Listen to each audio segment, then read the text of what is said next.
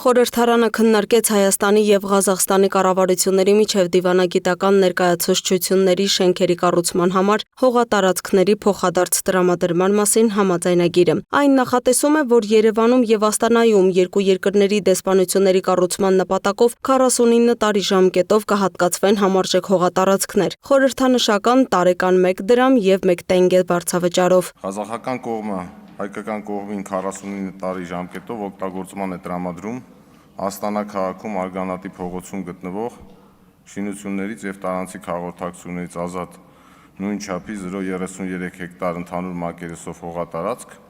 հայկական կողմի հաշվին Հայաստանի Հանրապետության դեսպանության շենքերի և շինությունների կառուցման նպատակով։ Խորհրդարանը քննարկեց նաև Ասիայում մշակութային ժառանգության դաշինքի կանոնադրությունը վավերացնելու մասին նախագիծը։ Նշվեց, որ Հայաստանը դաշինքի հիմնադիր անդամներից է, իսկ կառույցի նոր կարգավիճակը, որպես միջազգային միջկառավարական կազմակերպություն, պահանջում է վերահաստատել անդամակցությունը։ Միաժամանակ ընդգծվեց, որ Հայաստանի ներկայացրած ծրագրերն արդեն իսկ ստացել են միջազգային աջակցություն, նպաստելով մշակութային ժառանգության պահպանմանն ու ուսումնասիրմանը։ Նոր օրենքի անհրաժեշտությունը պայմանավորված է դաշինքի կանոնադրության մեջ տեղի ունեցած փոփոխությամբ, մասնավորապես 2024 թվականի հունիսին դաշինքի խորհրդի երկրորդ նիստի ընթացքում կատարվել են կանոնադրության փոփոխություններ, որոնց արդյունքում կառույցը վերափոխվել է միջազգային միջկառավարական կազմակերպության, այսպիսով ստանալով ավելի հստակ կարգավիճակ եւ դրանով նաեւ ձեռք բերելով ավելի հստակ գործիքակազմեր աշխատանքի համար։ Սակայն օրվա գլխավոր խորհրդանիշը ոչ միայն ընդունվող որոշումներն էին, այլև այս գումարման խորհրդարանի աշխատանքների ավարտով պայմանավորված մթնոլորտը նիստերի դահլիճում։ Քաղաքացիական պայմանագիր խմբակցության ղեկավար Հայկ Կոնջորյանն իր վերջին ելույթում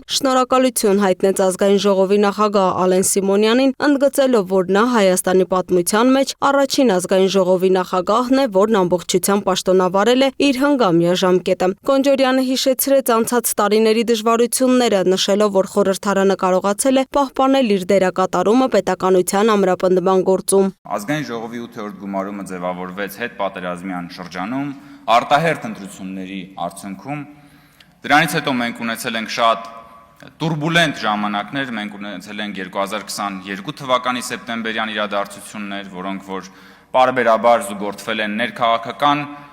տարատեսակ վայրիվերումներով։ Մենք ունեցել ենք 2023 թվականի սեպտեմբերյան իրադարձությունները, մենք ունեցել ենք սահմանազատման գործընթացը, մենք ունեցել ենք տարբեր տեսակի այսպես փրկության շարժումներ, որոնք որ փորձել են կասկածի տակ դնել մեր երկրի ինքնիշխանությունը եւ ամրությունը, եւ այս գործում բնականաբար ազգային ժողովի եւ ազգային ժողովի նախագահի դերակատարումը անուրանալի է։ Հուզիչ էր նաև Ալեն Սիմոնյանի, որպես ազգային ժողովի նախագահի վերջին խոսքը։ Նա շնորհակալություն հայտնեց падգամավորներին, աշխատակազմին եւ բոլոր գործընկերներին, նշելով, որ հպարտ է անցած ճանապարհով համատեղ հաղթահարված դժվարություններով եւ իրականացված կարեւոր աշխատանքով։ Այն ճամփորդությունները, այն իրադարձությունները, այն բանակցությունները, այն միջազգային հանդիպումները, որը որ մենք ենք իրականացրել միասին, իրոք պատմական են,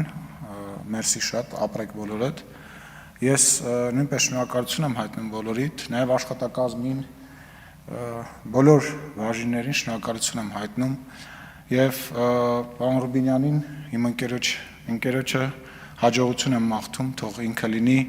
երկրորդ ազգային ժողովի նախագահ, որ ստաբիլ 5 տարի կունենա ազգային ժողովում եւ եթե ինչ-որ աշխատանքիս ընթացքում ինչ-որ մեկի նկատմամբ անարդար եմ եղել, թող ներողամիտ լինեն։ Դուք գիտեք, որ ես բոլորիդ սիրում եմ ու ինչքան կարևոր եք բոլորիդ իմ համար։ Եվ վերջում կեցե նահատակները եւ կեցե Հայաստանի Հանրապետությունը։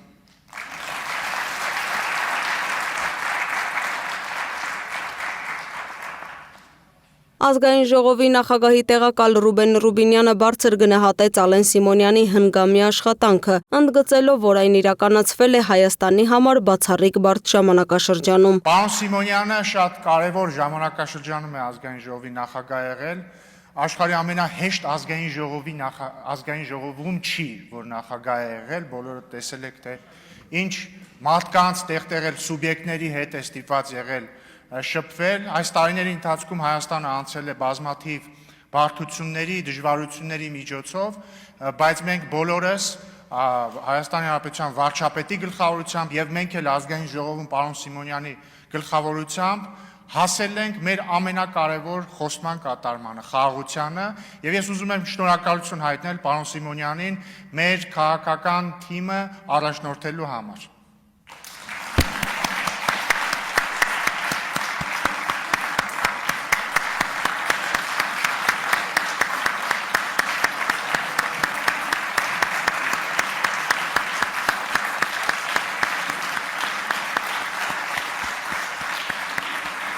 Բայց սա դեռ ամենը չէ, որովհետև պարոն Սիմոնյանը այս ամեն ինչը մենակ չի արել, մեզ լքում է նաև ազգային ժողովի լավագույն փոխնախագահ Հակոբ Արշակյանը, եւ ես ուզում եմ շնորհակալություն հայտնել նաև պարոն Արշակյանին իր պարկեշտության եւ իր քաղաքական սկզբունքայնության համար։ Եվ ուզում եմ արդեն իմ պարոն Սիմոնյանի եւ պարոն Արշակյանի անունից շնորհակալություն հայտնել քաղաքացիական պայմանագիր խմբակցությանը,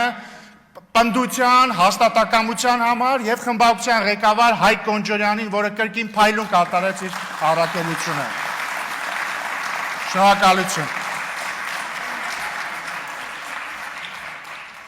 Լուսինե Գրիգորյան, Free News, Ազատ լուրեր։